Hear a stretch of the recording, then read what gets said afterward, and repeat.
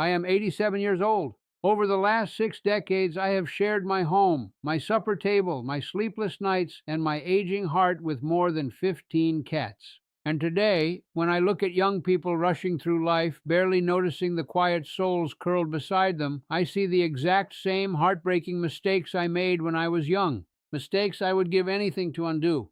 There is one memory in particular that still wakes me up before dawn sometimes, a soft scratching sound that no longer exists, a pair of patient eyes waiting by the door every single night, until the day she didn't.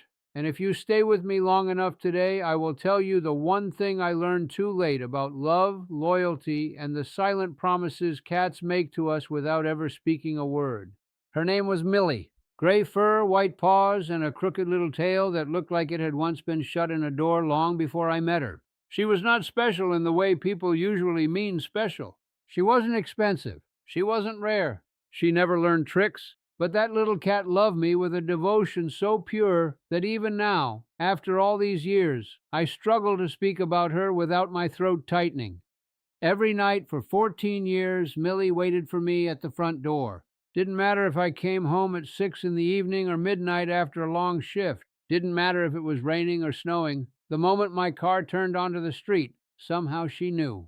I would see her silhouette through the frosted glass, sitting perfectly still, tail wrapped around her tiny feet. And the second I opened that door, she would stand up slowly and give that quiet little chirp cats make only for the people they truly love. Back then I thought it would last forever. That is the foolishness of youth. We believe routines are permanent.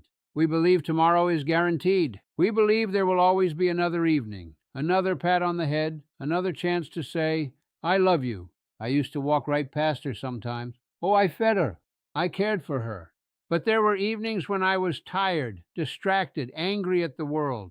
I would barely notice her waiting there. Sometimes she would weave around my legs, begging for just a moment of attention, and I would sigh and say, not now, Millie. Not now. God, those two words can haunt a man for a lifetime. You see, cats remember our presence more than our presence. They do not care about fancy toys or expensive beds nearly as much as they care about small moments.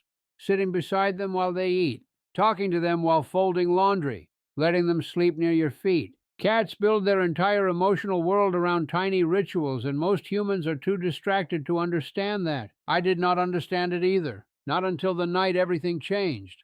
But before I tell you about that night, I need you to understand something important about cats that took me 40 years to learn. When a cat waits for you at the door, it is not just habit. Oh no. People say cats are cold creatures, independent creatures, creatures that do not love the way dogs do. Those people have never truly been loved by a cat. A cat waiting at the door is trust in its purest form.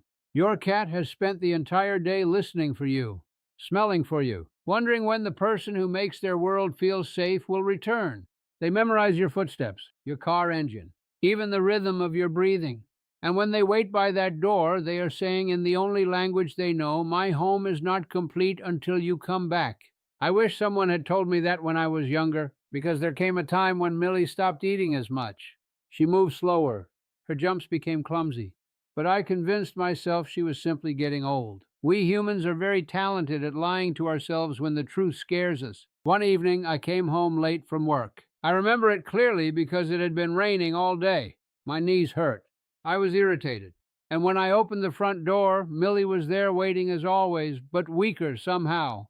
She looked up at me and gave the softest little cry, and I ignored it. I walked past her. I still see that moment in my mind more clearly than things that happened yesterday. She followed me halfway down the hallway before stopping to sit down, breathing hard. I glanced back for only a second, just a second. Then I kept walking. The next morning, she barely touched her food. The vet told me her kidneys were failing, said she had likely been hiding the pain for months. Months. That is another thing young people do not understand about cats. Cats are masters of silent suffering. In the wild, showing weakness meant death, so even our house cats carry that ancient instinct inside them. They will purr while in pain. They will sit beside you while hurting.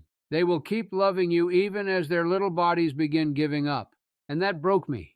For 2 weeks, I slept beside her on the living room floor. I hand-fed her water with a spoon. I whispered apologies into her fur when nobody else could hear. Sometimes late at night she would still drag herself to the front door and lie there waiting.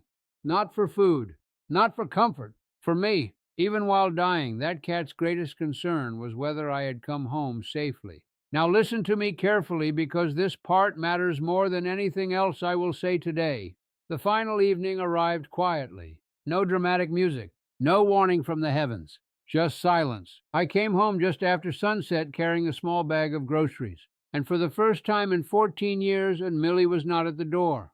I remember how strange the house felt, empty in a way walls cannot explain. I called her name once, then again louder. Nothing. And when I found her, she was lying peacefully beneath the old kitchen chair where sunlight used to warm the floor in the mornings. She had passed away only minutes before I arrived. I sat there beside her for hours, not crying at first, just staring, because my foolish old heart kept waiting for her to wake up and come greet me one last time. But she didn't. And do you know what hurt the most? It was not death itself. At my age, you learn death visits every home eventually. No, what shattered me was realizing how many ordinary evenings I had wasted, how many times I chose distraction over presence, how many moments I believed were small when to her they were everything. That little cat had spent 14 years loving me with absolute faith, and still there were days I acted as though tomorrow was guaranteed. It isn't. Not for them, not for us either. That is why I tell young people now, when your cat follows you into the bathroom, it is not annoyance, it is love. When they sleep on your chest, it is trust. When they wait by the door, they are giving you the purest loyalty most humans will ever experience. One day that sound of paws running to greet you will disappear forever, and the silence afterward is unbearable. Even now, decades later, sometimes I still glance toward the door when I come home at night. Isn't that silly? An old man haunted not by ghosts but by love. I almost expect to see that crooked tail twitching against the hallway light, but love leaves echoes behind. That is the real secret nobody tells you about cats. They stay with you long after they're gone, in the quiet routines, in the empty corners of the house, in the instinct to look down before taking a step, because for years there was always a little body walking beside your feet. So tonight, before you scroll past this old man's memories and return to your busy life, I want you to do something for me. Go find your cat. Sit beside them quietly for 5 minutes. No phone, no television, no rushing. Stroke their fur slowly. Listen to their breathing. Memorize the weight of them beside you.